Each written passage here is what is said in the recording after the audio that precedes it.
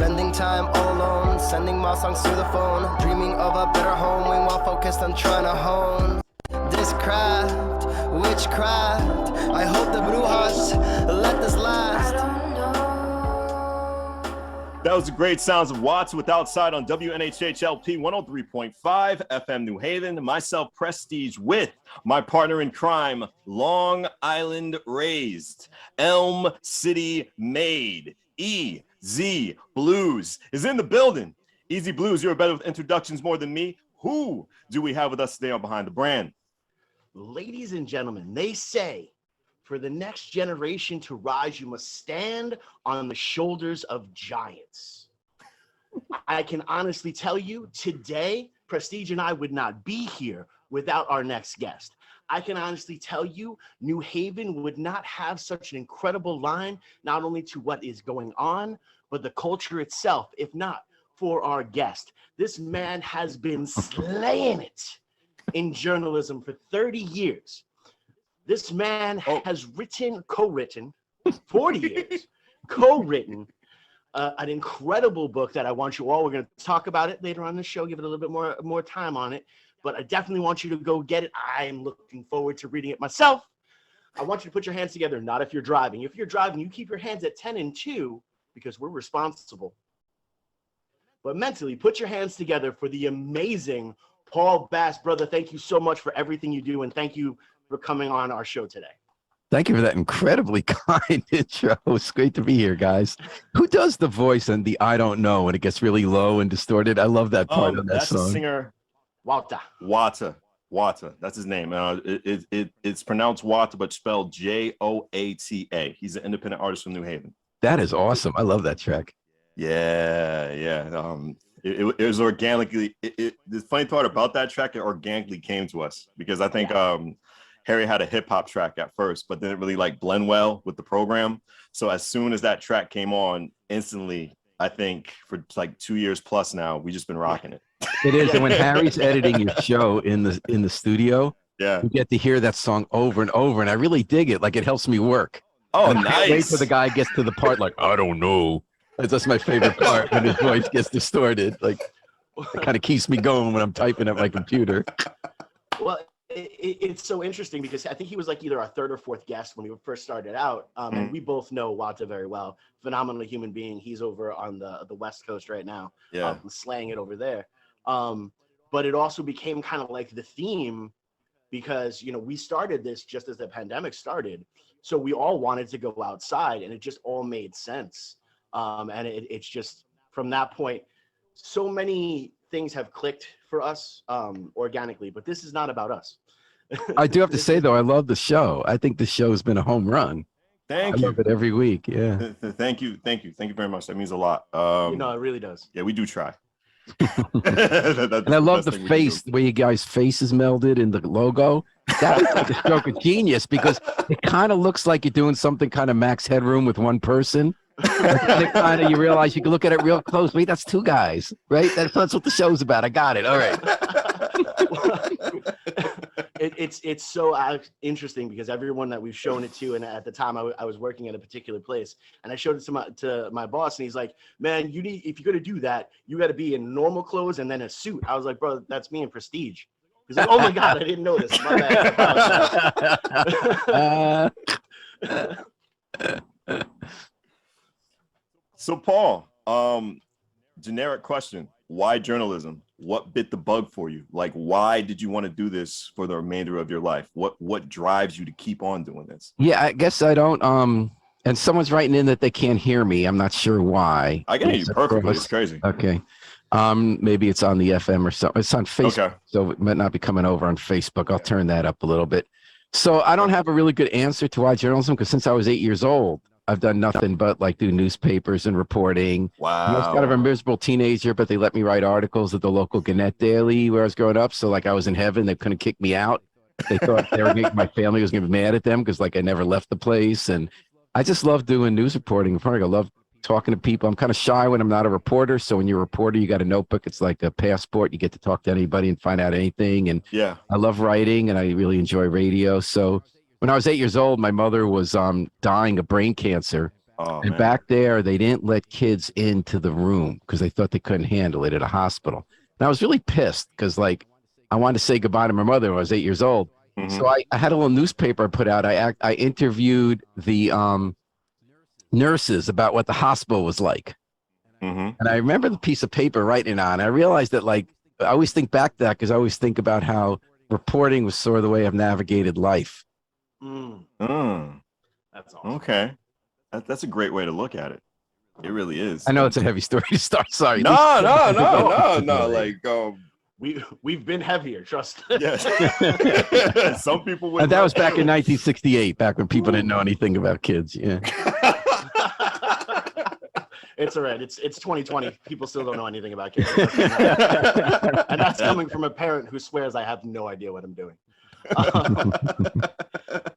But it's so interesting because I love the fact that you talk about, having that notebook. It gives you that passport, and that is something that for all those that are really want to get into this industry and go through, it's so true.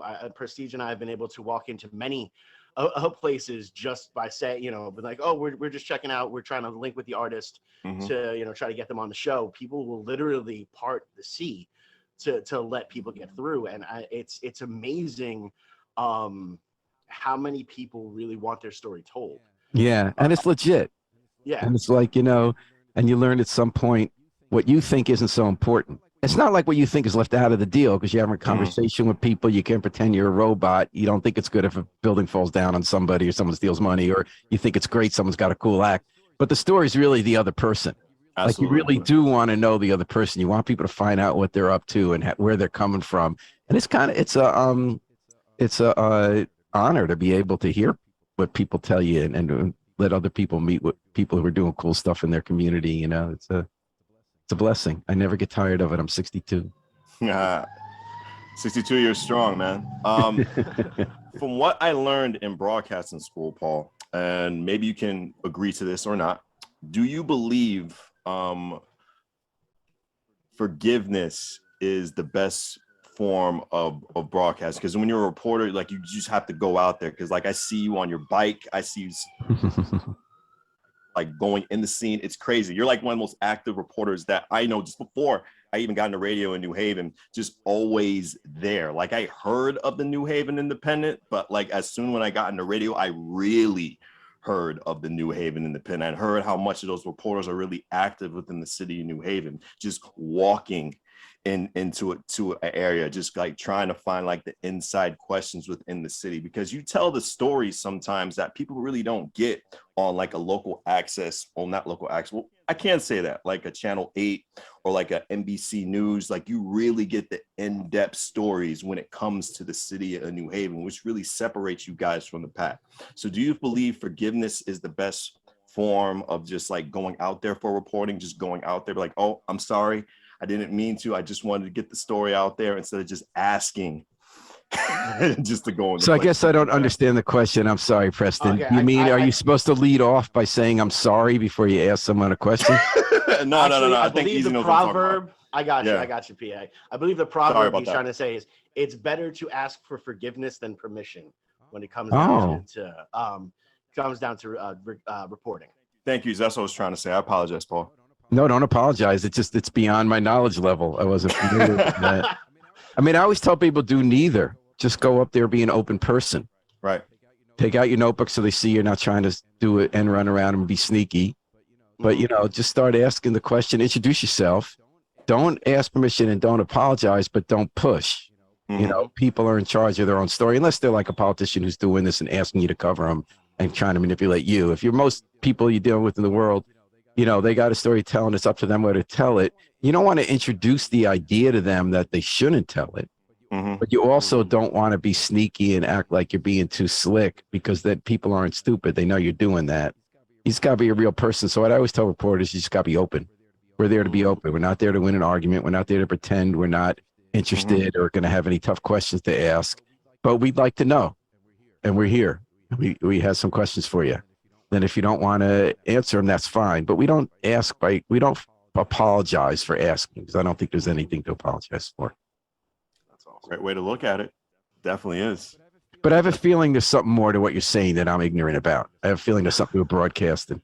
Well, it's not really nothing actually to do with ignorance. I think what P was trying to get at is you need to somewhat be fearless when you get into this industry, and for those that are trying to get into this industry, you know, it takes a lot to walk up to somebody. It takes a lot to ask them for their story. It does. And it takes a lot to, and it really takes a lot to walk up to somebody that you might totally, as a human being, disagree with. Oh yeah, every day. But they still have a story that needs to be told. So you do have to be fearless when you step up there, even if, like myself, you're extremely insecure. You know, you need to fake it. Wait, you don't need to fake it because I'm insecure too. So the first thing you realize is you know better than anybody else. So like one of my favorite people in town I deal with, I also thought was the most corrupt person I ever wrote about. So I'd write stories. He lost a couple jobs. He'd get pissed. We'd see each other in Stop and Shop. We'd talk about assault level. You know, it's like they're human beings. And I never felt that I was any better than this person. And I honestly believe that. So what I always tell people is like the diving board or like you're stepping into the ocean or a pool and it's cold. The first time you go in, you kind of shiver a little bit. You're not sure about going in. Once you're in, you're fine. You just got to go in. And the other thing I learned from an editor I used to work with at the Advocate chain, which was an alternative weekly chain, is that being a good reporter is being a good person. I haven't always lived up to that, but I think that if you treat people right, and that doesn't mean pretending you don't have a tough question or you don't want to ask about the money they stole, but you know, just treat people right. Like you want to treat you, you'll do better reporting over time because we're not hit and run reporters. We're around one community for a long time. I've covered New Haven for over 40 years. People are going to see you the next day. And you know, jump in the pool to get over that, because it's the weirdest with a camera when you're at a meeting or something and you have to walk up 5 inches away from someone and take 20 quick pictures while they're running a meeting and they look at you weird the first time. You gotta get over that. Or you gotta, you know, someone might not be happy that you ask them a question. You gotta get over that. But after you do it once, you're fine.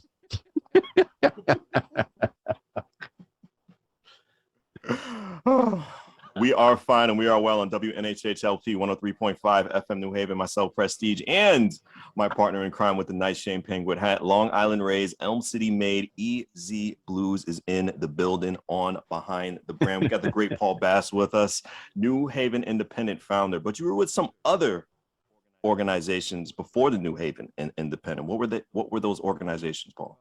Well, I wrote freelance for a long time in the early 80s for the Sunday Times, Connecticut Magazine, USA Today, in these Times, Progressive, these kind of, you know, just a lot of different publications. Then I wrote, the New Haven Independent was a print weekly in the late 80s. And then I worked for something called the New Haven Advocate, which was an alternative weekly, kind of like the Village Voice. Every city used to have them. I remember that. Greedy and the internet came, they didn't notice, so now they're all out of business. They used to make tons of money on like 1-800 sex ads, and then came Craigslist. There was no reason anymore. But we'd have good articles in the front, you know. It's like I worked there for 15 years and took off to write the book because some big corporations are buying up all the alternative weeklies for way too much money, and then they lost all their money because they didn't have the DNA of questioning authority and looking at things unconventionally. So I didn't want to go back. So in 2005 is when the Independent started, online, nonprofit. How hard was it just starting up on your own? I wasn't sure what to do because people weren't reading local news on the internet yet. So there were these blogs, and I thought, this is kind of cool. What if you did reporting with that, but where people could fact check you in 20 seconds to show you where you're wrong, and you could do linking and other kinds of things that aren't just writing with the photos and everything and later video. So at the beginning, I just thought, well, you're not going to make money on this for-profit, so do it like NPR. And that was a lucky decision because all the money went out of for-profit journalism. And I can go into that if you want, or I won't if you don't want to, for local journalism. But so I got some nonprofit money, people who would have an interest. I knew there were a lot of people I couldn't ask for money because they would want to have coverage that made them look good. But I've been around and know there's certain people who just believed in the value for the community of having quality reporting. So I had enough for me and a little bit of freelance. I figured that would be what it would be. I'd write a story a day, have a little freelance, and then link to everybody else's stories. And I used to have to sit with people in government and say, hey, you know, I took a picture yesterday. Turn on that computer. Now point it over here. That's your picture. Remember, I talked to you? There you are, right there. And but after a while, these greedy multinational corporations that bought up these local papers and these hedge funds, they were just cutting all the reporters, and people wanted local news. So soon people wanted the Independent to tell them what was going on. So I was able to hire some more reporters gradually. I mean, we still work our butts off. We're really small, but you know, we have a full staff now, and by 2007, 2008, a lot of people were looking for us for like what's going on in New Haven, period, not just something interesting in addition to something they saw elsewhere. And so that's how that grew. So it's always a hassle raising the money, but we've been able to. I haven't had to lay anyone off. And, we're a small operation. We got the radio station, we got New Haven Independent, we got Valley Independent, Sentinel, and we're holding our own. Yeah. That's good. It's not the fun part of my job. It's part of my job is raising the money, But how great does that feel? Just starting something right out the blue, giving people the right information that they need, and being a real contributor to the city. Like, how great does that feel? The best it feels is the 5 or 10 times a day some reader kicks our butt and says, how could you do that? How can you write that way? Like, how could you not capitalize Navy, but you capitalize black? Someone just wrote me that. Or like, you think you know so much about this. Did you see this law? And I realized they care so much that we get it right. They value what we do, that they're spending the time to make us better. So that's what feels good. Early on from the beginning, like very early on, there was a mayoral debate, like on the first year we had it. I went to a mayoral debate at night, and I was like, thought the mayor was being a jerk, right? So I wrote some headline that said, the mayor's being a jerk. Within 5 minutes, and remember, I came from print, I'm old school, right? You wait a whole week, someone writes letter to the editor. Within 5 minutes, someone wrote to me and said, I don't like the mayor either, but that was a really unfair headline. And I said, boy, they're really right. I was able to change the headline. Like in the old days, like it's in print and you messed up, you wanted to like hide all the copies under the bananas at Edge of the Woods or something, It's like, yeah, I got to fix it right away and realize how invested people were and how much people cared about what you do, that they get mad at you or they correct you. And that's been the joy of this job. That has been the joy of this job, that people care enough that they want you to do better and they help you do better. Yeah, man. Your readers are your best critics. No question. And contributors, Oh, absolutely. Absolutely. Who have been, you interviewed so many people just throughout the length of your career, man. Who have been some of the standouts? Who have been some of your favorites that you've been in contact with within this whole past tenure? I really enjoyed following one mayor who served 20 years named John DeStefano. And before that, he was a city official. And we had lots of fights where I'd report things that get him in a lot of trouble, got the FBI to his door. But then he'd always... What? And he, he'd had to fire people, but also he would like try to figure out and do a good job. So he'd yell at you one day and then you'd try to figure out how to make it better. And he'd point out where you got something wrong or report, and we really worked it out. We're friends now. He's retired, and he was so interesting because he was worth the time. He was someone who would screw up sometimes, but he was also really talented and cared about doing a good job. And he got good over 20 years, in my opinion. And that was very satisfying to have that kind of long running relationship with someone where you had to duke it out sometimes, but you wrestled, but you also listened and worked on it. One of my favorite interviews was there was a guy, I got this FBI report that said that they believe the state had jacked up this guy for murder he didn't commit because a crooked cop was in the coke trade and was doing a retaliation shooting that he was setting up. And I knew the cop. But people say that kind of stuff a lot. And when I went to the prison to interview this guy, Scott Lewis, people say this, you remember on Shawshank Redemption when they say everybody says it, but like this guy, it's true. He didn't do it. I really dug this guy and seeing his attitude, how he was over a long period, believing he was going to get out one day and getting to follow his story and follow his personal story and the personal interview with him. And then the rivalry with the FBI and the state police over who did better investigating and who had revealed who had messed up, and the cop who I knew who had the coke problem and dealing with him and what he was going through in his life. And then it took 18 years because the article I wrote, all these law students took this guy on pro bono, went through all these appeals, and they finally got him free. And he's successful now. He has a real estate business and everything. That was one of my favorite interviews. I'd have to think for a minute, but take your time. But I love talking to people. Just as soon as they open up is when you feel good. You know what I mean? Yeah, it really does. It's a great feeling. And just me doing this whole independently thing, just in my journey with Dustin, just like talking to different guests, just musically and just like even outside of music too. We interview politicians as well too. You get to learn different sides of human beings, and it's like really there's one great. woman, Leslie Radcliffe, who lives in the Hill. And she's active in all this community management team, city plan commission. Mm-hmm. She came on the radio. She had a whole backstory about how she was dealing drugs, and She almost died when this cop who was corrupt but didn't shoot her and saved her life when he came in the door. Wow. And how she straightened up and how she learned to take no nonsense and how she works for her community. And that interview really moved me. I felt like I had gotten deep with somebody who makes a difference quietly every day in a community and helped tell her story in a way that it could resonate with other people. And that was one of my favorite interviews in recent years. Dustin, I see the light bulb up top of your head. Go right ahead. Well, it's just it's amazing because, you know, one of the first things when I came here to New Haven, I realized that there's just incredible stories that needed to be told. There's an incredible point of view of this city that isn't really broadcast everywhere else. And it's a beautiful thing, you know, coming from the military and dealing with 18-year-old kids that have never seen anyone any different than themselves. I knew I didn't want that for my kids. So when I had the opportunity to move somewhere, I moved to New Haven, one of the most culturally diverse spots you could really go to. Within a 5-block radius, I've got a mosque, a synagogue, and 19 churches. Wow. You know, it's beautiful, absolutely beautiful. So when Prestige was like, hey, let's do this show and, you know, give that voice, I was like, high five, I'm in, let's dance. And it's been magic ever since. But now for you in particular, you know, one, covering New Haven for 40 years, but really 40 years ago, the world was so different. 50 years ago, the world was so different. You know, this couldn't happen then. You know, and that direct thing, which I love about what you do at the Independent, you know, when someone does call you out on it, you guys fix it that quickly. You spin it around, and it's amazing.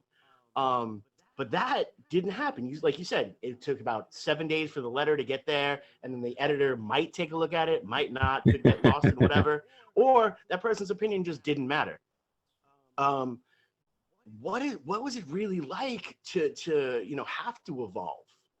I feel lucky about it. I feel like this is the best time to ever be a reporter. And there are a lot of people my age who've been left behind by it because they kind of want to do it the way they used to, or it mattered more what the reporter thought. What's fun now is that everyone's biased, right? You try not to be biased, but everyone's biased. I say recognize you're biased and just realize it's not more important than somebody else's, and be fair to the person you don't agree with. But it's better now because, first of all, you can tell a story a lot of different ways.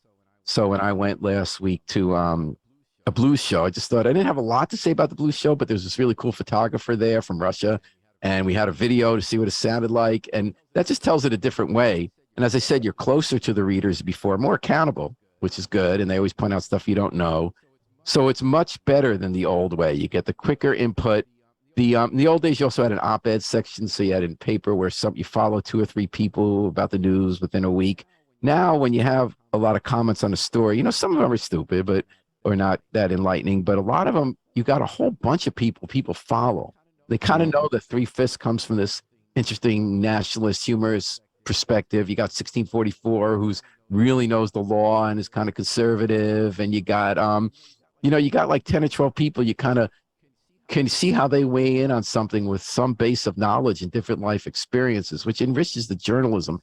So it would be tough for people like me to go back when you're in print, because then you can't fix your mistakes. You get kind of lazy that you got to fix those mistakes. This morning, I actually had a story where I had written some questions into the reporter that I was editing in all caps, saying, can you explain this further? You can get their last name. And I screwed up this morning, and it went online like that. And one of my other editors here saw it right away and fixed it. So if we were in print and that went in, you would just want to hide your face under the ground for a whole week. But that was only a 20-second problem. So overall, it's been much more exciting. It makes me enjoy the job better. I love working with the younger reporters because the next generation is so much better than we were. The young people I'm working with are so much smarter, so much more mature, so much more sophisticated than I was. They're fairer. So it's just kind of fun working with them. I can't think of anything. You know, I used to like sometimes when I could think a little more.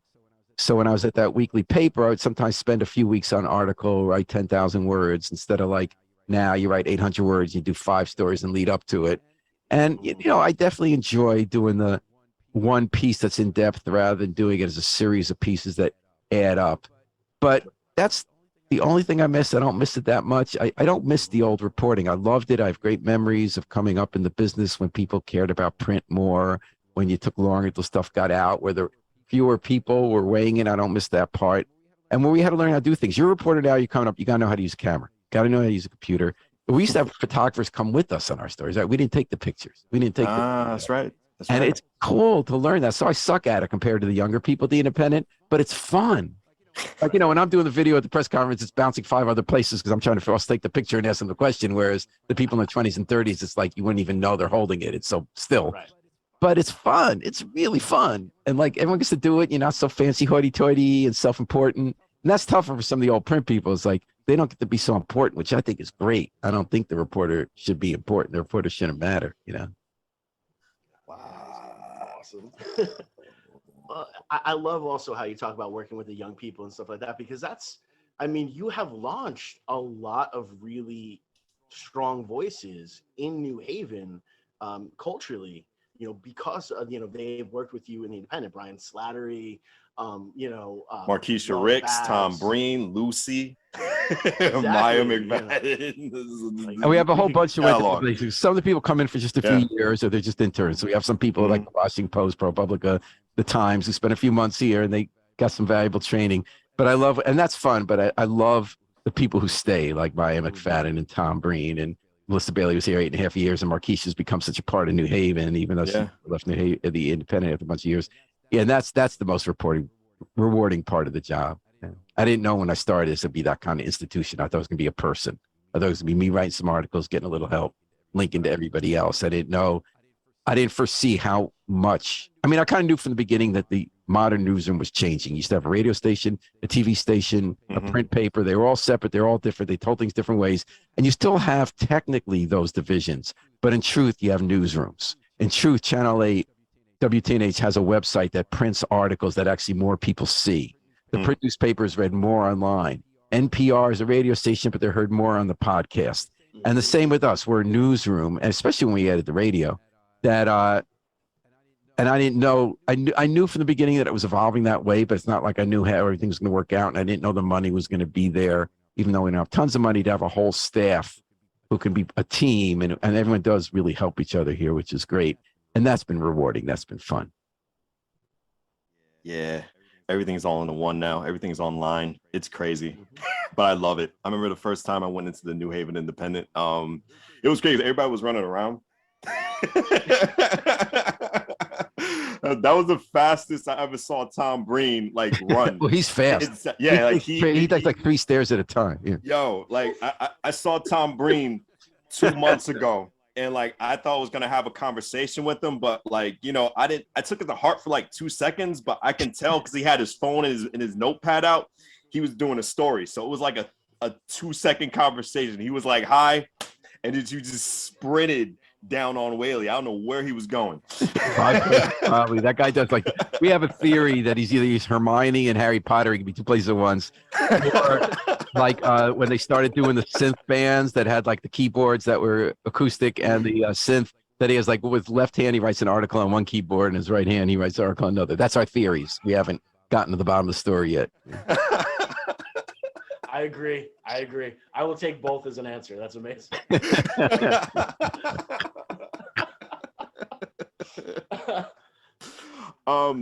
40 years, man. That's crazy. A lot has changed within the city of New Haven itself. What do you miss? Any landmarks that you miss in New Haven? Any places in New Haven that were a huge staple to the community that you miss around that used to be, a big part of the community? Please tell me. Ron's place was fun. Yeah. That was going out in 1980. I didn't go there. Wow. That was before my time. Or 81. They raided that. I was there the night they raided it, but I left, unfortunately, before the raid happened. That was a punk club. There are always good clubs like the Grotto, places like that. But, Cafe 9 is pretty great. Yeah. That's so that's happening there. I don't really, I love a lot of cultural institutions here. They've all lasted, the ones I like. I like the synagogue I go to, Bethel Caesarea. I love Edge of the Woods Market. I love Cafe 9. Those are all great places. The New Haven Advocate was a real institution, the Alternative Weekly, but I really miss it. I kind of like change. New Haven, I like change, and I think we do have a sense of our roots and our history and the stuff that matters, that changes. I always loved the green. I always loved the parks around town, East Rock and West Rock. Just love walking neighborhoods. I fell in love with that right away. I don't, there's nothing I miss. I guess I should. Or Cody not. Libro was kind of a good music store. You know, there aren't any good music stores downtown anymore. There was a guy who built guitars named George Youngblood who went out to Guilford. But now there are more good places to eat than there used to be. You know, there were always good places. There are, and that will never change around New Haven. You will always Yeah. find a great place to eat. But you talk about good music places. Do you miss Cutler's? I liked Cutler's. I really like Jason. That was an example. Jason was a good guy. And he went with a few waves of the changes. Obviously, dived into the CD real fast. I mean, they started so they went to rock. Or they had the classical strong section. I guess I don't miss it because I'm not like browsing the same way because we're browsing so much. Like I love the way YouTube sends me to artists I never heard of. You know, like Joy Lonick I'm listening to now, or I was listening to Lizzo before she was Lizzo because of the way, you know, different artists they kind of get what your DNA is and send you. And so yeah, I guess I should miss the record store, and it was nice in its day. And Jason Cutler's doing well, but you know he's working at Cobden. I kind of like the change. I like the churn. Word. He's got a lot of energy, I like that. got a lot of churn. Yeah. Most people aren't really comfortable with change. I'm happy you like to, you know, keep up with everything and keep up with everybody. I like You're doing routine. so well. You know, I like to have my pot of tea, green tea in the morning, and you know, take my walks. But yeah, it keeps it interesting, especially journalism and the culture. New Haven's really thriving. Like I loved it from the beginning. It was such a cool place. Like I knew that I'd go 3 steps from my dorm and go to Toads. That was incredibly because they used to have all these great acts coming through, so New Haven was a cool place to begin with. But it has thrived a lot more, and since there are more people trying out stuff, there's this whole civic culture that's outside established institutions, whether they do the Rock to Rock, which gets 1,000 people in their bikes in all different ways, or you have the open studios that became 4 weeks from one day, where you have hundreds of artists who do stuff. Everybody I always say that every Yale student's a walking 501c3 nonprofit that's going to change the world, but everyone in town, whether or not they're elite or grassroots, they all have a vision of something they feel they can change. And New Haven's an interesting and sizable enough place that there are challenges and fun stuff happening, but it's not overwhelming like a big city. Within a week, you can meet Preston and Dustin. You can, bump into some politician. You could find someone who's doing some cool environmental thing in town, and you can jump right in and be part of it. That was always true about New Haven, and now it's 10 times as many people doing that. On WNHHLP 103.5 FM New Haven, myself, Prestige, and my partner in crime, Long Island Rays, Elm City made Easy Bluez is in the building. I'm loving this interview because I'm learning a lot. Easy, you talked about a book that Paul Bass did. Please continue.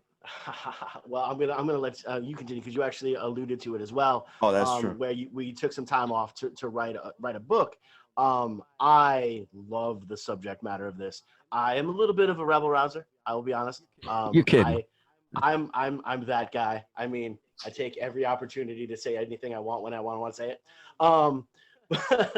But you did it on that next level. Like you are like God tier level for me right now, because of this book. So please, what got you into writing this book? Let's talk about the book and the subject. I co-wrote the book with a friend. So it's a book about the most important political trial of the last century or half century in New Haven.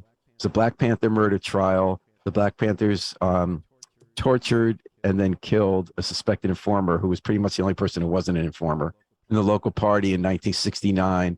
They went on trial in 1970. The people who did it immediately were found guilty or confessed, but the FBI had a program called COINTELPRO, counterintelligence, trying to take down the Panthers and anyone they saw as, quote, a black messiah, meaning someone who was black and would say anything that made sense that would make people want to challenge the system.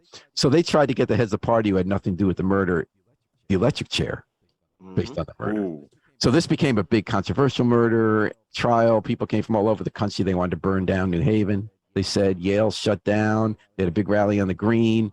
And then for some reason, we didn't burn down. It just turned out to be a boring rally. People left. That was May 1st, 1970. National Guard had instructions that if they shot anyone and killed, they want to get in trouble. May 2nd, they killed 2 people in Jackson State University. No one got in trouble. May 4th, they killed 4 people at Ohio State. It didn't happen in New Haven. I believe there was a conspiracy between these people who spent all day trashing each other at night, wanted to make sure that Richard Nixon's government didn't blow up New Haven. And that was the Yale University, the New Haven police who were illegally wiretapping the Yaleys and the radicals, the Black Panthers who were denouncing them all day. They were secretly meeting on Hillhouse Avenue at night, including Bobby Seale, the head of the party, in jail, giving them a tape recording to make sure the city didn't blow. But in any case, when I was the first month, every 5 years on the anniversary of that May Day rally in 1970, I would find out another secret. Like once this guy I knew in Massachusetts said, hey, Dick Gregory got all these Freedom of Information files, like thousands of pages about the FBI. And it's all this stuff about New Haven, which I'm not going to do anything. Do you want to do anything with it? I said, sure. So he sent it to me. It turned out there were all these memos about how the agents could how to learn to talk black. It was like a hilarious Saturday Night Live routine about how to say, like, my man been wearing the threads or something, but for a pretty nefarious purpose to write memos to make Black Panthers think that others were having sex with each other's girlfriends or being informers so they would kill each other, which is what happened here. I got all this. So one year I had all stuff about the FBI stuff. I knew a guy at Yale who told me about how when the group, the Weathermen, a radical white group, had plans to come blow up the city, with bombs, they picked that up on the illegal wiretaps. They actually contracted for a bus to drive them to the rally and then park the bus at a rest stop in rural Massachusetts, disable the bus and have the driver get picked up. Found out that one year, I got to know the guy pretty well who committed the murder, named Warren Kimbrough. He was a Panther, New Haven, really great guy in New Haven. Got upset with the limits of liberalism and urban renewal, about it, got to a more radical perspective, how you bring change. Got up at the Panthers the one moment when this was all happening, committed the murder, felt terrible about it, confessed, had the shortest murder trial because he was a model prisoner, and came out and created the most successful program in the country for people coming out of prison to turn around their lives. And the system that used to imprison him, the Department of Correction, was giving him millions of dollars to help people turn around their lives.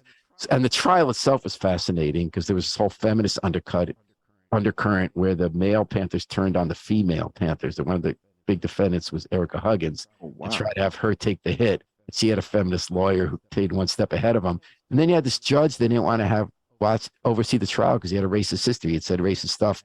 And the president of Yale said, I don't think a black revolutionary can get a fair trial in America. But this judge became sympathetic to the Panthers because they were being railroaded. And he declared a mistrial and set them free. So this was like, and also I got like, there was this, and also another thing I came across was there was because there was a mistrial, they didn't put the transcript of the trial, which is fascinating, in any state records. And he's dead now, but I found the court clerk who had typed the record and had it in his basement. I'm now giving that to Yale. And we also got a copy of the recording of the torture of the guy, and I put that online with Yale. So all this stuff came together. So when the big corporation was giving lobotomy, the New Haven Advocate, and I had to get out, I spent a year with my friend putting this all together because Warren Kimbrough committed the murder. Said, Paul, when are we going to do this book? I can't write the book. When are we going to do this book? So I did. I spent a year doing that book. And then came out, that was very satisfying. It's not a great book, to tell you the truth. If a better author would have done more with the book, it would have been a movie. It would have had pretty heavier conclusions. My one big conclusion was the truth matters. And the one thing that nobody cared about was the truth. The head of the FBI didn't care if what he was throwing at the Panthers was true because he thought he had the cause of stopping black revolutionaries. The white radicals who supported the Panthers didn't care that an innocent black man was murdered. Mm-hmm. And they said, the truth, they said the facts don't matter. Tom Hayden of SDS, who's Democratic Society, came on the New Haven Grain and said the facts don't matter. When the facts mattered a lot. Now, this is, absolutely. I wrote the book in 2005 is before the whole modern, squishiness, truthiness thing was happening. But that was the one point I had. But it's actually not a great book. It's a book, I have real limits as an author. And I don't think, I wrote it fine. And for everyone here, it means a lot because we lived this in New Haven. And it means so much to New Haven, and someone had to tell the story and the information was powerful. But in the hands of a David Garrow or someone like that, it would have been quite a great book, but nobody else wrote it. So I wrote it. Now, Harry asks, did you write only one book? Yes. Okay. It's the agent keeps asking me to write other books, but I said, first of all, I have no brain space the end of the day doing the independent, but I'm not that good at writing books. Like, I don't think you should write a book just because you can. You know what I mean? I think you got to have something to say. I had a lot I wanted to say about that story. Like this summed up so much I wrote about criminal justice, about ideological dishonesty, about something that happened that really mattered, about the possibilities of redemption. And I don't think anybody needs to hear anything else I have to say. I'd rather go out and do stories. Man, I'll be honest. In the industry, they call kind of like what you just did about the book and the synopsis, the elevator, the elevator pitch. That's a ridiculous elevator pitch. And the fact, if anyone look, I'll call it out right now because I name names. Gigantic Studios, if you're paying attention, you want to license this story. This man knows what he's talking about. They can and have you them get that throwing movie the made. lollipops on top. Yeah. Yeah, I'm just saying, let's get a movie made. I'm feeling the elevator pitch. We can make it happen, and I'm calling them out. Gigantic Studios. I'll tag you when I repost this. Let's make something happen. And we actually we have the recording. It's on the independent website. We have the recording of the torture of that poor guy. They were pouring pots of boiling water on while he was tied to the chair. And they tried to get him to confess to something, and he wasn't that smart a guy. So like this 19-year-old guy from the South came up and he had a heroin problem, and he just was trying to make up things to satisfy them because they said he was an informer. And there were so many informers in that New Haven basement that the FBI not only had a tape made of the interrogation, but when they busted the Panthers and came in that house where the headquarters was at 1 a.m, they went straight to where the recording was. And you could use that in the movie. About 30 years later, 20 years later, someone admitted to me they had that tape in their basement, and reel to reel, and they brought it to me. And then I went to, Nick at Firehouse 12. He's got a video. I said, Nick, can we save this and preserve it? He looked at it. He said, this kind of reel to reel from that period, if you play it once, it can disintegrate. So we had it all set up. We wanted to preserve this tape of this interrogation. And I have a video of it on the independent when he was playing it. And we were praying the thing wasn't going to disintegrate and we could get it digitized before it like shredded. And he did it. Nick's awesome. We got that.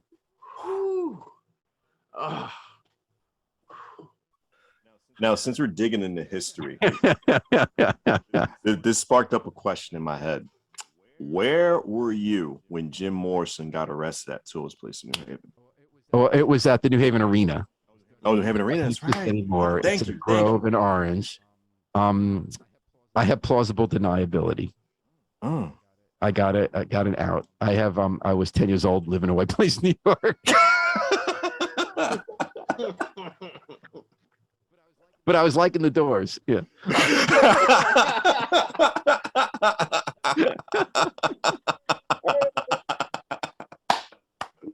That's all I need. That's all I need. I'm happy to be corrected. They tell you the city leaders got a lot of help for the New Haven Arena because once the hippies started going to concerts at Grove Street instead of just having prize fights there, that thing didn't last long. That was gone. Now it's the FBI across the street. Yeah. Now, since we only got just a little bit of time left for this broadcast, unfortunately, what is Paul Bass doing right now, and what is Paul Bass planning for the future? Schlepping along, writing stories, editing articles. I love Friday night to Saturday night because it's Jewish Sabbath, so no phones, no electronics, no work. You bliss out. That keeps me charged going the rest of the week. You go to synagogue, you eat with your friends, you read books and take walks. So that's basically what I'm doing, just schlepping along, doing stories. That's all I ever wanted to do since I was 8 years old. That's all I'm ever going to do till I die. It's fun. So you're not even working right now. Yeah, right. That's every day is just an experience. Well, except raising the money. Yeah. I got you. But the most important part, man, is you're living your passion. Not too many people love what they do. Not too many people like what they do. Not too many people can actually feel comfortable to say, yo, this is my job and I like it. A lot of people I do feel work. That's how I feel about your show, right? Like, I feel like that's why to be alive, to have some kind of purpose, right? Doesn't have to be a purpose. You don't have to be Gandhi. You don't have to be Mother Teresa. Just do your job. But if it's a job that you think matters and you enjoy it, I feel really lucky about that because not everybody gets to like their job. Their life is outside their job, to be honest. And I've never had that. So I do feel very fortunate. Yeah, man. And it's fortunate because you have a great energy about yourself. I think that's why a lot of people stick with you and stay with you. I never heard a bad thing about Paul Bass. Oh, I can lead you to a few people. Okay. So the people that I interacted with never said a bad thing about There's one guy I walk in the street. He like says, okay, you asshole, keep walking. I'm waiting for him to pull out the gun from the story we did 10 years ago. And his hair gets bigger every year. I gotta say, man, I've been in the comment section on a lot of the stuff in New Haven Independent. Oh, man. And I can say that there people say things. People say things. Oh, man. So But Thank you. for Thank you the very next much. generation that's coming through, because this show is always we try to be as informative as possible. Yeah. To the youngers. What advice can you give, and what are you looking out for to find like the next Brian Slattery or the next Preston Wilson? Like, Well, one thing I've learned is they got to come to me, because I had my eye on some younger people in New Haven who were coming up. The ones who found me, like Maya McFadden, she grew up here. She got a scholarship. I mean, she got some kind of grant when she was in college for students who could get internships, and she ended up just being perfect for this place. Some of the other people, I thought maybe they'd be good reporters. It kind of didn't quite work out. I think the next generation has it. Just follow your bliss. Don't worry about the prestige of a job, despite the name prestige. But, like, don't worry about what other people think is important, because what kind of news outlet you're supposed to be in, or you follow what you think is true and is your bliss. And the work is what matters. It's not the title.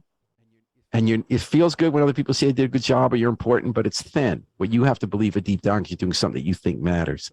So, and I always heard that when I was coming up, it's like, find a good newsroom. Be with people who share your mission of doing work that matters and is honest. Doesn't matter if you get a lot of money, you got to eat, right? But once you can like eat and get some health insurance, it doesn't have to be, don't look at the numbers of how many bots are clicking on this, on the channel. Don't look at how important the titles are, what kind of reputation you'll have by being a news organization. Do work that matters. Do work when you go to bed, you feel like you put in the day and you were alive and you connected and you did something worth it. That's for the music. And by the way, I think you're probably as optimistic as I am.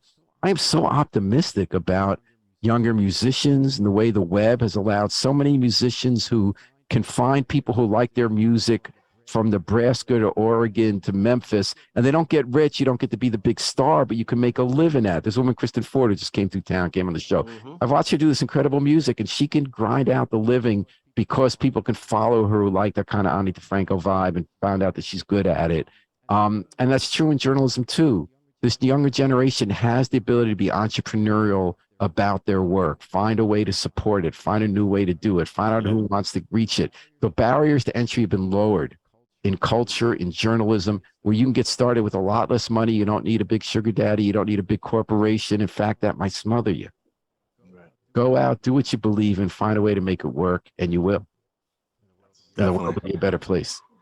Well, we got the Apollo curtain wrapping up on Behind the Brand. Paul, please tell us where our audience can find you, and, you know, anything, and the Independent, where we can find the Independent online. Thank you. Just either Google New Haven Independent or go to newhavenindependent.org.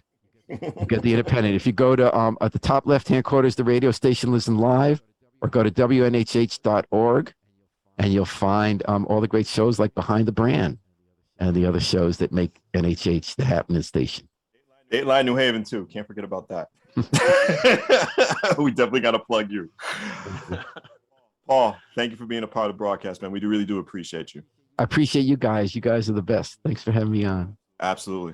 On WNHH LP 103.5 FM New Haven, myself, Prestige, and my partner in crime, Long Island Rays, Elm City made, EZ Bluez is in the building. This has been Behind the Brand.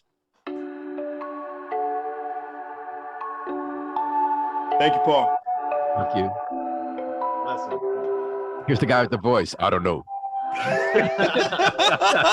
What we were right about, trying to figure out what it's all about. Preston from now on. Am I worth anything or just a scout? I don't know.